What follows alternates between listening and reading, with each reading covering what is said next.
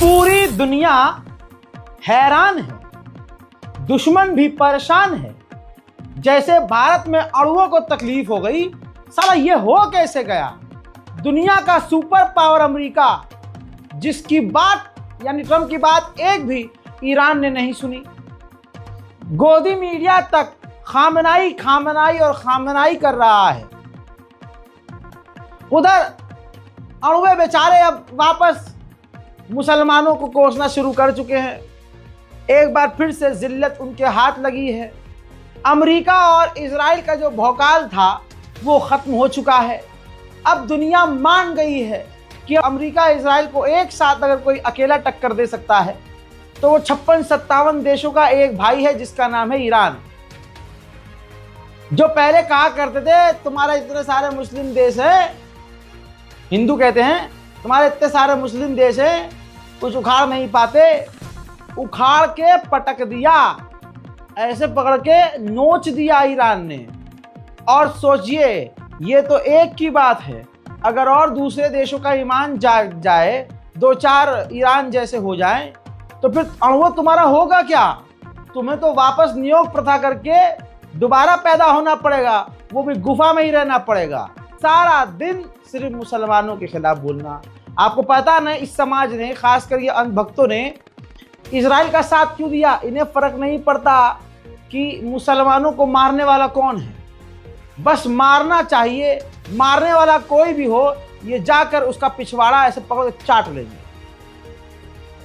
आइए कुछ ऐसी बातें आपको ब्रेकिंग न्यूज में बता दूं जिससे आपकी छाती चौड़ी हो जाएगी और आप लोग मुझे दुआ देंगे। बड़ी डिटेल वाली जानकारी निकाल के आया हूं, ये खबर आखिर तक जरूर देखिएगा। अगर आपने हमारे चैनल को सब्सक्राइब नहीं किया तो कर लीजिएगा। दोस्तों लीजिए, CNN की सबसे पहले रिपोर्ट दिखा रहा हूं। दुश्मन के घर के अंदर की रिपोर्ट है। CNN ने कहा है कि अमेरिकी इंटेलिजेंस ने जारी किया है बयान, डिटेल दी है कि पूरी ताकत से अमेरिका ने जो न्यूक्लियर साइट्स पर हमला किया ईरान की, वो डिस्ट्रॉय ही नहीं हुई। Iran did not destroy nuclear site source से। आप देख सकते हैं, ये पूरी रिपोर्ट पढ़ के मैंने आपको सारांश बताया है। इसी तरह से आपको बता दूं, इस CNN की रिपोर्ट में साफ है। सबसे पहला पॉइंट CNN ने बताया कि जो उसकी तीनों न्यूक्लियर साइट्स हैं, यानी जो सबसे बड़ी साइट फोर्डो है, इन तीनों यानी 3 न्यूक्लियर साइट जिस पर सबसे ज्यादा हमला किया गया और फोर्डो पर खुद अमेरिका ने किया, तीनों साइट्स इतनी सेफ हैं कि वो वर्किंग है। अल्लाहु अकबर, वर्किंग है, खराब ही नहीं हुई। CNN की रिपोर्ट है। किसी के पिछवाड़े में कोई तकलीफ हो तो गूगल कर लेना। दूसरा पॉइंट सुनिए, सेंट्रीफ्यूजिस जो यूरेनियम को बनाने के लिए एक पार्ट होता है, मशीनरी सिस्टम होता है, वो भी अभी तक पूरा सेफ है और वर्किंग है। सुनिए, अब CNN ने तीसरी बात ये कही कि इनके अलावा ईरान की बहुत सारी और न्यूक्लियर साइट्स हैं जिसका खुलासा आज तक ईरान ने नहीं किया और वो आज तक गुपचुप चल रही हैं, जो पूरी तरह से सेफ हैं। यानी जिस पर हमला किया उसका तो कुछ हुआ ही नहीं, और जहां किया नहीं तो उस पर क्या ही होगा, क्योंकि दुनिया को उसका पता ही नहीं है। ये CNN की रिपोर्ट है। CNN ने आगे जो लिखा है ना, वो अमेरिका और इजराइल और आड़ भक्तों के मुंह पर तमाचा है। ईरान ने जो कहा था, CNN ने कहा कि बिल्कुल सही कहा था। जो फोर्डो की न्यूक्लियर साइट है, उसके एंट्रेंस और एग्जिट पर यह बमबारी की थी। दुनिया की सबसे महंगी और सबसे बड़ी बमबारी की, और अमेरिका फेल हुआ, क्योंकि CNN में इंटेलिजेंस की रिपोर्ट से खुलासा हुआ है कि फोर्डो की एंट्रेंस और एग्जिट पर हमला किया, और वो फोर्डो न्यूक्लियर प्लांट ईरान का बिल्कुल सेफ। अच्छा, रियूटर्स सुना होगा आपने, दुनिया का सबसे बड़ा अमेरिकी digital media platform news portal. देख लीजिए हेडलाइन क्या है। हेडलाइन लिखा है कि अमेरिका ने जो न्यूक्लियर प्रोग्राम पर हमला किया ईरान के, उससे सिर्फ कुछ महीने ईरान पीछे हुआ है यूरेनियम बनाने में, या यूं कहा जाए कि परमाणु बनाने में। अल्लाह अकबर, ये होती है ऊपर वाले की मदद, परवरदिगार की मदद। ईमान वालों के साथ किस तरह से गैब की ताकत रहती है, आप देखिए। ईमान ताज़ा करने वाली बात है। मैं नहीं मानता कि परवरदिगार के मदद के बिना ये कुछ हुआ हो। मैं नहीं मानता कि ईरान पर दुनिया की सबसे बड़ी बमबारी की गई हो और बिना अल्लाह, बिना गैबी ताकत के ये बच जाए, वरना ईरान का क्या हाल होता हम सोच भी नहीं सकते। अमा कुछ महीने पीछे हुआ है ईरान, सब कुछ उसका सेफ है। अगली रिपोर्ट भी डायरेक्ट इंटेलिजेंस की है, अमेरिकी इंटेलिजेंस कह रही है, अमेरिकी इंटेलिजेंस की पूरी ताकत से अमेरिका ने हमला तो किया लेकिन उसकी कोई भी न्यूक्लियर साइट तबाह नहीं हुई, उसके पास यूरेनियम सही सलामत है और ईरान का नुकसान नहीं हुआ। हाँ, सिर्फ इतना नुकसान हुआ है कि कुछ साल या कुछ महीने ईरान बस पीछे हो गया है, लेकिन अभी भी उसकी न्यूक्लियर जो फैसिलिटीज हैं वर्किंग हैं। मोहतरम हजरात, याद रखिएगा, आप रजाग्राफी अनस्क्रिप्टेड देख रहे हैं। दुश्मन के खैमे में क्या चल रहा है वो आपको टीम रजाग्राफी दिखा रही है। पता है इजराइल के खैमे में क्या बात हो रही है? इजराइल के टीवी चैनल कह रहे हैं कि जो फॉर्दो न्यूक्लियर ईरान की फैसिलिटी है वो ऊपर से तबाही नहीं हो सकती। क्या ताकत है भाई ईरान की, ऊपर से कितना भी बम मार लो तबाह नहीं होगी। और दुनिया का सबसे महंगा और सबसे भारी भरकम बम इजराइल ने दागा था लेकिन कुछ नहीं उखड़ा। इंटेलिजेंस कह रही है, इजराइल की न्यूज चैनल पर यह चल रहा है जो आप अपनी स्क्रीन पर देख रहे हैं। इसमें इजराइल कह रहा है, इजराइल की मीडिया कह रही है कि इजराइल को अंदर घुसकर इस फैसिलिटी को उड़ाना होगा, तब तबाह हो सकता है, वरना ऐसे तबाह नहीं हो सकता। और इजराइल का प्लान है कि जैसे मूसाद धोखे से काम करता है, इस न्यूक्लियर साइट को अब ऐसे ही उड़ाना पड़ेगा। ईरान के न्यूक्लियर प्रोग्राम के हेड आपकी स्क्रीन पर है, ये हेड है, इन्होंने साफ कह दिया है कि ज्यादा डैमेज नहीं हुआ है, जो डैमेज हुआ है हम उस पर ऑलरेडी काम शुरू कर चुके हैं, उसको जल्द से जल्द रिस्टोर करेंगे और दोबारा से हम अपना न्यूक्लियर प्रोग्राम चालू करेंगे। 80 साल के बूढ़े ने, खामनाई ने दुनिया को बता दिया, झुकती है दुनिया, जिगर चाहिए झुकाने के लिए, वो आप लोगों में है नहीं। 80 साल के बुजुर्ग में था और अमेरिका इजराइल खुमैनी का नाम लेने से अभी थर-थर कांप रहे हैं। पता है क्या कहा है? लगाओ अल जजीरा की रिपोर्ट, ये देखिए प्रूफ। ईरान ने कहा है कि पहली बात तो हमारी जो फिंगर है वो ट्रिगर पर है, और ईरान ने यह भी कह दिया कि इजराइल ने एक तरफा डील मान ली है, सीज फायर किया है। ये तो हम सभी कह रहे थे, अमेरिका हमला करने के बाद शांत हो गया था, जब उसे पता चला कि ज़्यादा नुकसान नहीं हुआ तो बौखला गया अमेरिका और शांत हो गया। अब अल जजीरा से बात करते हुए ईरान ने यही कहा जो आपकी स्क्रीन पर है, हमने कुछ भी नहीं कहा। ईरान से खुद बात करने के लिए कोशिश की गई और बिना कोई शर्त रखे इजराइल ने जंग को ख़त्म किया। अगली रिपोर्ट कतर से। कतर ने आधिकारिक तौर पर जो ईरान के एम्बेसडर हैं उनको समन किया, क्योंकि कतर के इजराइल के एयरबेस पर हमला किया था, मिलिट्री बेस पर हमला किया था ईरान ने। ये फॉर्मेलिटी थी, कतर को बुलाना ही था, वरना कतर की विदेश नीति पर सवाल उठता। मोमिन हजरात, ये ईरान ने ऑफिशियल स्टेटमेंट जारी किया और कहा कि कतर से और दूसरे अरब देशों से हमारे बहुत मजबूत रिश्ते हैं। ये इजराइल और अमेरिका की गलती थी, हमने अपने self defence international law, UN के लॉ आर्टिकल 51 के अंतर्गत हमने अपने दुश्मन जिसका बेस हमारे दोस्त के घर में है, हमने सिर्फ उसी पर हमला किया अपने बचाव में। अब ये IAEA के ऑफिशियल ट्वीट देख लीजिए। अब IAEA गिड़गिड़ा रहा है ईरान के आगे कि भैया आप हमसे बात कर लो, मेहरबानी करके आप हमसे मिल लो, बातचीत शुरू करो और सब कुछ नॉर्मल कर लो। आपकी स्क्रीन पर ईरान के इंटेलिजेंस के एक सीनियर कमांडर को भी इजराइल ने कल अपनी बमबारी में कत्ल कर दिया था। इस जंग में ट्रंप की अकड़ और हिम्मत दोनों टूट गई। कल तक चाइना के खिलाफ सुअर की तरह गिनगिनाता था ये, लेकिन अब कह रहा है कि ईरान से जितना चाहे चीन तेल खरीद सकता है, हमें कोई दिक्कत नहीं है, बस हम चाहते हैं कि चाइना उतना ही तेल थोड़ा बहुत हमसे भी खरीद ले। ये हालत हो गई है एक ईरान के ज़र्ब में। सैयद डॉक्टर दाऊद जो डॉक्टर है, फिजिशियन है ईरान में, ये भी ईरान के अंदर बमबारी में मारे गए हैं। वहीं मेरे दोस्तों, ये इजरायली IDF का एक जवान है जो ईरान की बमबारी में कत्ल हो गया है। देखिए, अमरीकी सेनेटर खुद कह रहा है, देखिए लोहा किस तरह से दुश्मन मान रहा है, यह है कमाल की बात। अमरीकी सेनेटर ने on record Fox News channel पर साफ साफ कहा है, सबूत आपकी स्क्रीन पर है, यही है वो सबूत। आप गूगल कर लीजिएगा जो मैं बता रहा हूं। ये अमेरिकी सेनेटर कह रहा है कि बहुत सारे अमेरिकी सेनेटर ये चाहते हैं कि ईरान से जंग हो और बहुत सारे सेनेटर चाहते हैं कि ईरान से जंग ना हो। अब मैं आपको बता देता हूं कि अगर ईरान से जंग हुई तो नुकसान बहुत होगा और बहुत तबाही मचेगी, और अमेरिका और इजराइल पूरी ताकत लगा भी देंगे तो ईरान पर कब्जा नहीं कर पाएंगे। जी हाँ, शक्ल पहचान लीजिए, हवाइयाँ उड़ी हुई हैं। दुश्मन कह रहा है कि ईरान पर इजराइल और अमेरिका कभी कब्जा नहीं कर सकते। आगे हजरत ने यह भी कहा, इस ईरान के साथ जंग लड़ने में हमारा बहुत नुकसान होगा और तगड़े लेवल पर हम खुद पीछे चले आएंगे। सोचिए, दुश्मन के घर में ये बात हो रही है।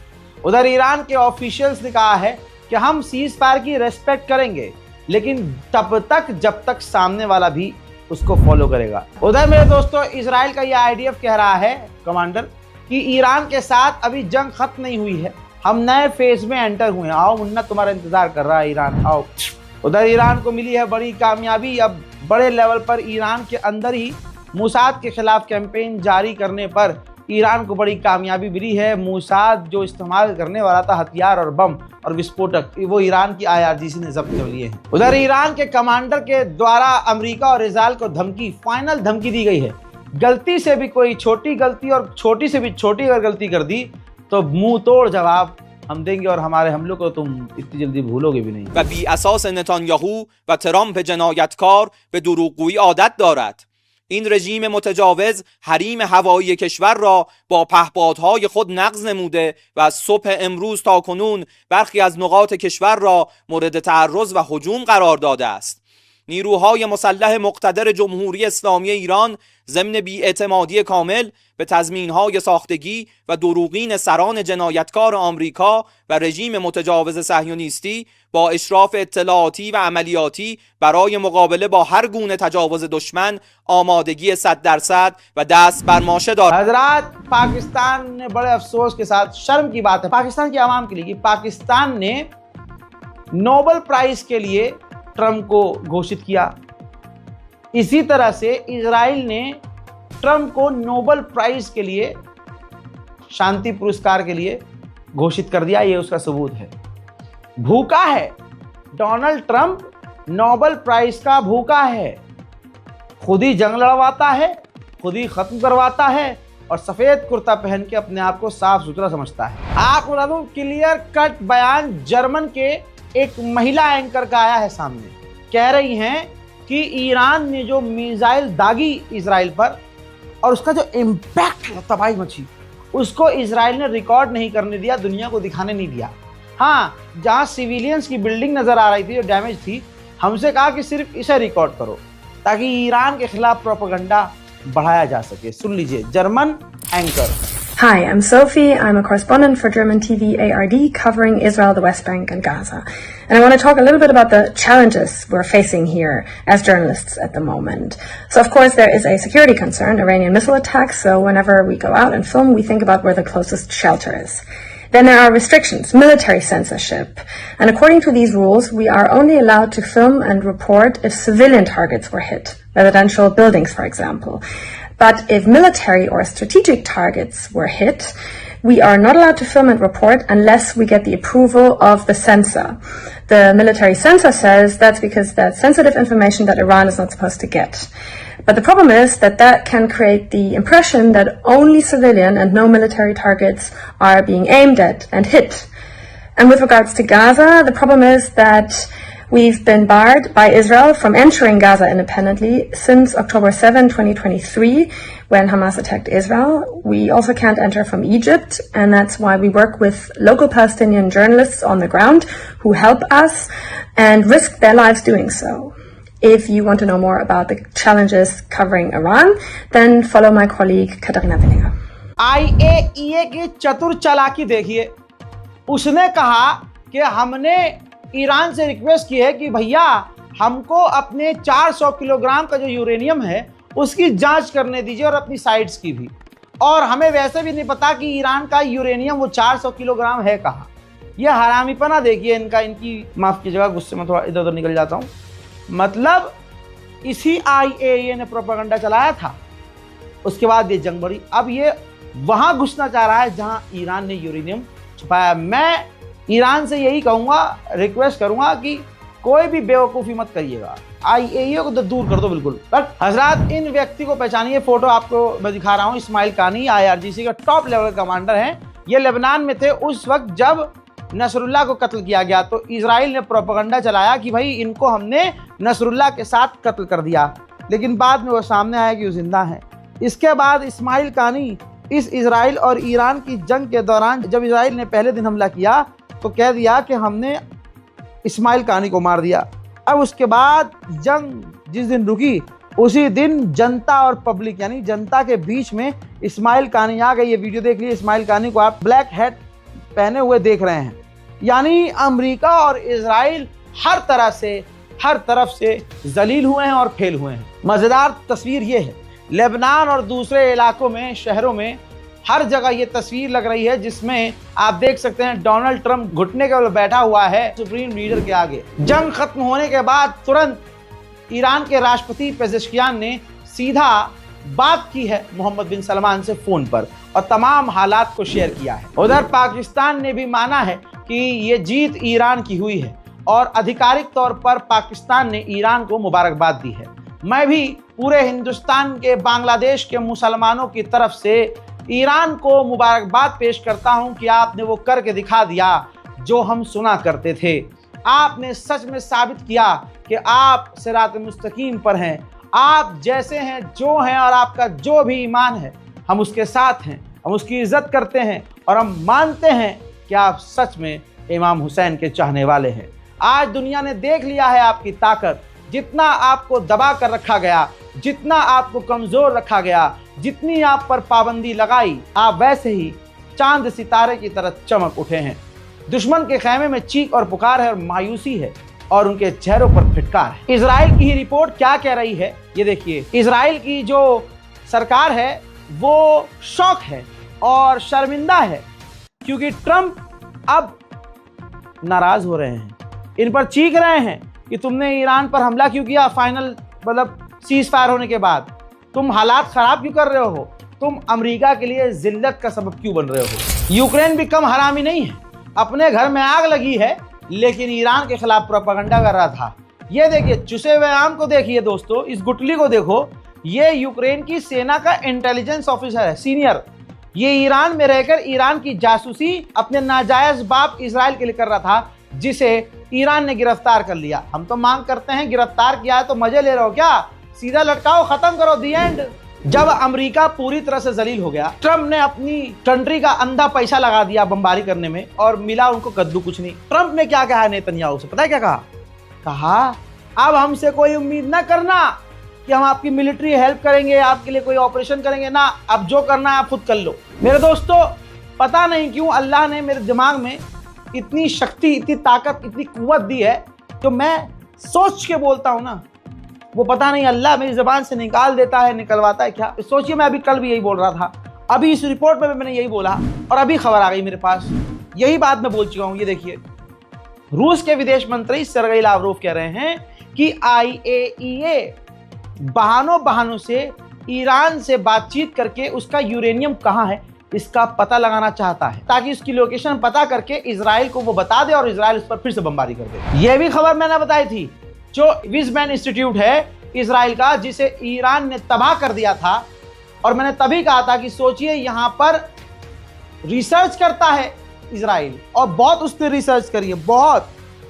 खबर यह है कि भाई विज़मैन ने कहा, रिपोर्ट देखिए, विज़मैन इंस्टीट्यूट ने कहा है, इजराइल की इंस्टीट्यूट ने, कि ईरान के हमले में हम सदियों पीछे चले गए हैं, सदियों, और हमें अब दोबारा से स्क्रैच से यानी जीरो से शुरू करने पड़ेंगे सारे एक्सपेरिमेंट। आपके सामने ईरान का नुकसान ये है। ईरान का जानी नुकसान हुआ है 606 लोग मारे गए हैं, 5332 लोग घायल हैं। 95% जो लोग मारे गए हैं वो मलबे में दबने से मरे हैं। अब ये देखिए, इजराइल का ही न्यूज चैनल है, चैनल 13, उसने कहा कि नेतन्याहू ने जो गोल सेट किए थे, जो उसका टारगेट था, वो टारगेट पूरा ही नहीं हुआ है। सोचिए, अगली रिपोर्ट देखिए, नेतन्याहू का सीज फायर के बाद प्लान था कि हम ईरान की 15 साइट्स पर दोबारा हमला करेंगे। लेकिन ट्रंप ने ऐसा डंडा किया कि नेतन्याहू की हिम्मत ही नहीं हुई कि वो ईरान की साइट्स पर दोबारा हमला करे। IDF ने शाम को एक ट्वीट किया और कहा कि 2 ड्रोन ईरान की तरफ से, शायद ईरान की तरफ से हमारी तरफ आए थे, जिसे हमने मार गिराया, लेकिन हम कंफर्म नहीं है कोई ड्रोन ईरान से आए थे या कहीं और से। मोहतरम हज़रात, ये कुछ ट्वीट्स हैं यहूदियों के, इजरायलियों की, जो डोनाल्ड ट्रंप पे और नेतन्याहू पे भड़के हुए हैं। यहूदियों का कहना यह है कि एक आध बम जो है अमेरिका पर गिरता तो डोनाल्ड ट्रंप को समझ में आता कि जंग क्या होती है। यानी ये वो यहूदी है जो ईरान की मिसाइलों से ज़र्ब खाकर हैरान, परेशान और डरे हुए। नेतन्याहू की बोलती, ये सबूत के साथ बोल रहा हूँ, नेतन्याहू की बोलती ट्रंप ने बंद की। कैसे?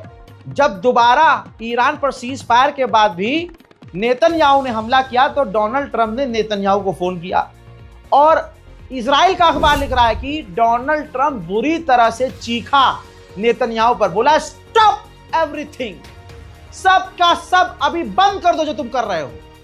जिसके बाद नेतन्याहू सहम गया और नेतन्याहू में जवाब में बोला, thank you very much president for helping us. मेरे दोस्तों, ईरान के विदेश मंत्री ने कंफर्म किया है कि इस वक्त इजराइल अकेला है। इजराइल ने डायरेक्ट हमसे खुद कहा था हम बस सीज फायर चाहते हैं, तो हमने सीज फायर कबूल कर लिया, लेकिन अपनी शर्तों पर, अपने हमले के बाद। उधर मेरे दोस्तों, जीत का जश्न ईरान में मनाया गया। ईरान के लोग अपनी सरकार से और अपने जो लीडर हैं खामनाई, उनसे बहुत खुश हैं। दोस्तों, मारे गए जितने भी हैं, लेकिन खुशी ईरानियों में है कि उन्होंने इजराइल को ऐसा पेला है कि सदियों तक इजराइल और अमेरिका का दर्द और डर खत्म नहीं होगा।